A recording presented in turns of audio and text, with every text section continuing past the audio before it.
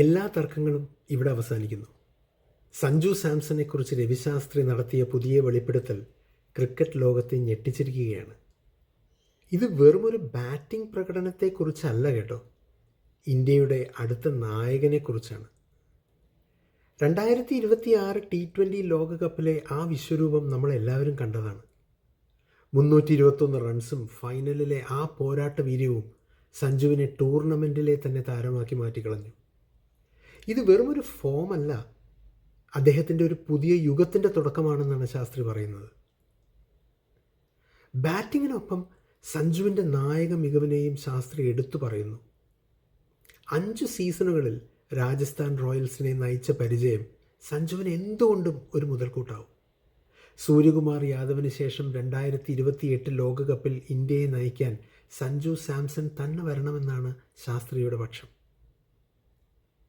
സ്ഥിരതയില്ലായ്മ എന്ന വിമർശകരുടെ സ്ഥിരം പല്ലവി സഞ്ജു അടപ്പിച്ചു കഴിഞ്ഞു. പ്രതിഭയ്ക്കൊപ്പം പക്വതയും ചേർന്നപ്പോൾ സഞ്ജു ഇന്ന് ടീമിലെ ഒഴിച്ചുകൂടാനാവാത്ത ഘടകമായി മാറി. ഫൈനലിലും സെമിയിലും ഇന്ത്യയെ തോളിലേറ്റിയ ആ പോരാളി ഇനി ഇന്ത്യയെ നയിക്കട്ടെ. സഞ്ജു സാംസൺ എന്ന നായകനെ കാണാൻ നിങ്ങൾ ആഗ്രഹിക്കുന്നുണ്ടോ? ഉണ്ടെങ്കിൽ നിങ്ങളുടെ അഭിപ്രായം തീർച്ചയായിട്ടും താഴെ രേഖപ്പെടുത്തൂ. നമസ്കാരം.